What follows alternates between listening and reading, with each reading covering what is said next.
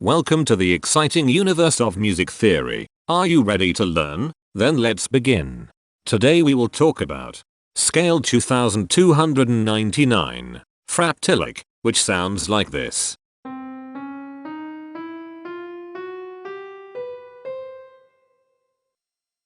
This scale has 8 tones, which means it is called an octatonic scale.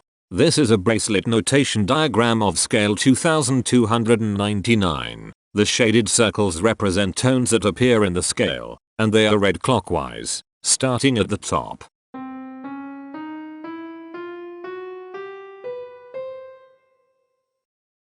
The pitch class set for this scale is 0, 1, 3, 4, 5, 6, 7, 11. The fault class is 8, 5. This set is not prime. The structure of a scale is a description of the interval distance between each successive tone. This scale has a structure of 1 2 1 1 1 1 4 1.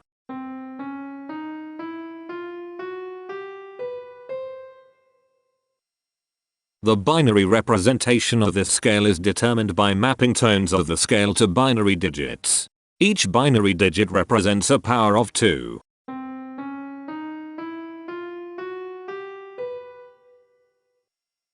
To get the scale number, we add the powers of 2 together. The powers of 2 that are present in the scale, all added together, equals 2299. That is why the scale number, in decimal, is 2299. The scale number not only enumerates the scale with a unique index, but it also literally describes the tonal content of the scale. Represented as a binary number in base 2, the scale number is 1000111111011. Here are the common triads present in this scale. The diagram in the center is a graph of parsimonious voice leading between triads. There are 2 major triads. There are 2 minor triads. There is 1 augmented triad. There are 2 diminished triads. Here is a Hamiltonian path of parsimonious voice leading that uses all the triads.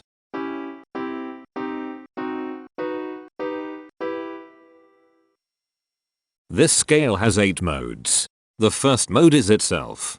The second mode is scale 3197, also known as Phraptyllic. It sounds like this.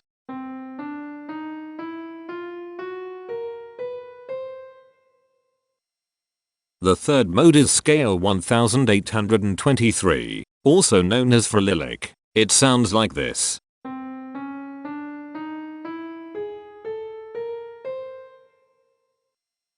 The fourth mode is scale 2959, also known as Phraptyllic. It sounds like this.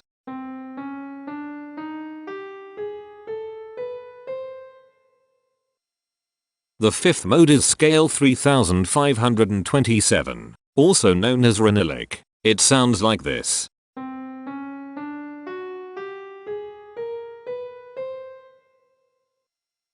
The sixth mode is scale 3811, also known as Phraptyllic. It sounds like this.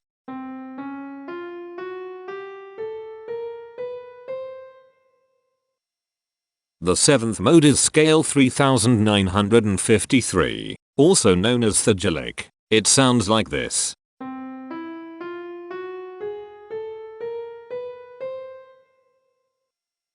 The eighth and last mode is scale 503, also known as Phraptyllic. It sounds like this.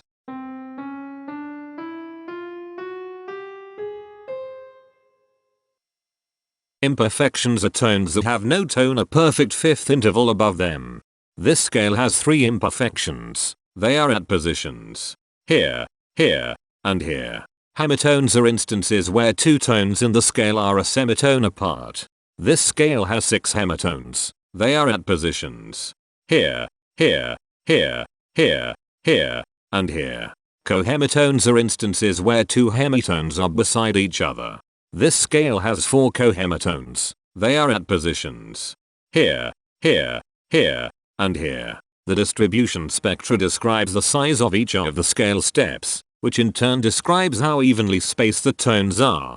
A generic interval is how many scale steps are between one tone and another. A specific interval is how many semitones apart they are. The generic interval of one scale step comes in 3 different specific interval sizes. 1 semitone, 2 semitones, and 4 semitones. The spectrum width of this generic interval is the highest, 4, minus the lowest, 1, which equals 3. The generic interval of 2 scale steps comes in 3 different specific interval sizes. 2 semitones, 3 semitones, and 5 semitones. The spectrum width of this generic interval is 3. The generic interval of 3 scale steps comes in 3 different specific interval sizes. 3 semitones, 4 semitones, and 6 semitones.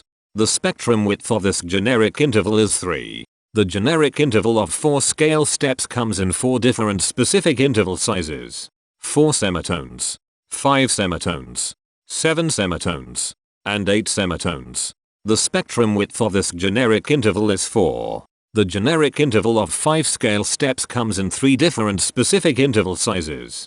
6 semitones, 8 semitones, and 9 semitones. The spectrum width of this generic interval is 3. The generic interval of 6 scale steps comes in 3 different specific interval sizes.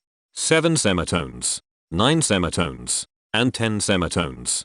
The spectrum width of this generic interval is 3. And finally, the generic interval of 7 scale steps comes in 3 different specific interval sizes. 8 semitones, 10 semitones, and 11 semitones. The spectrum width of this generic interval is 3. The spectrum variation is the sum of all the widths, divided by the number of tones. The spectrum variation of this scale is 2.75. Since the variation is greater than 0, this indicates that the scale is not perfectly even. The highest spectrum width is 4. Since this is greater than 1, we know that this scale is not maximally even. If every spectrum has exactly 2 specific intervals, we call that the Myhill property. This scale does not have the Myhill property. Since the generic interval ranges overlap, this scale is an improper scale. The interval vector of a scale is a description of what intervals exist between its tones. There are 6 intervals with the size of 1 semitone. They are here, here, here, here, here, and here. There are 5 intervals with the size of 2 semitones. They are here, here, here, here, and here. There are 4 intervals with the size of 3 semitones. They are here, here, here, and here. There are 5 intervals with the size of 4 semitones. They are here, here, here, here, and here. There are 5 intervals with the size of 5 semitones. They are here, here, here, here, and here. There are 3 intervals with the size of 6 semitones. They are here, here, and here. Each interval does not appear in this scale a unique number of times, so this is not a deep scale. Heteromorphisms are comparisons between every interval in a set. They can be classified as contradictions, ambiguities, and differences. A contradiction exists when a small generic interval has a bigger specific size than a larger generic interval. For example, if a generic third interval has a larger size in semitones than a generic fourth interval, that is a contradiction. The number of contradictions in this scale is 64. An ambiguity exists when 2 intervals have the same specific size, but they have different generic intervals. For example, if a generic fourth and a generic third interval are the same size in semitones, that is an ambiguity. The number of ambiguities in this scale is 51. A difference exists when 2 intervals have the same generic size, but different specific sizes. For example, a major third and a minor third both have the same generic size, but they have different sizes when measured in semitones. The number of differences in this scale is 130. The coherence quotient measures the proportion of ambiguities and contradictions among a set's intervals. A scale with a higher coherence quotient is a good candidate for musical usefulness. The coherence quotient is 0.568. The sameness quotient measures the proportion of heteromorphic differences among a set's intervals. A scale with a higher sameness has fewer differences, so it is also a good candidate for musical usefulness. The sameness quotient is 0.337. This scale has no reflective symmetry. This scale has a different pattern of intervals ascending and descending, so it is not palindromic. This scale has no ridge tones. The balance of a scale depends whether the tones are spaced equally enough for the center of gravity to be in the center of the scale.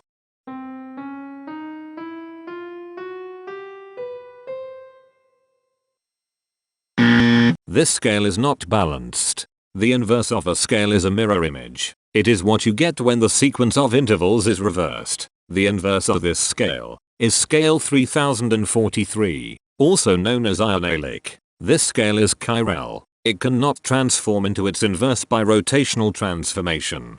This scale has no rotational symmetry. For even more detail about this scale, visit ianring.com/musictheory/scales/2299. If you found this video informative, please consider supporting this channel by becoming a patron. Of course, not everyone has the means to support a project like this one financially, and that's okay. But if you are able to spare just $1 a month, your help is deeply appreciated. It will not only allow others to continue enjoying this series for free, but will also go toward improving the quality and quantity of music theory resources we can provide. Go to patreon.com/musictheory and join others like yourselves who totally geek out on all this nerdy stuff. Thank you to these Patreon patrons.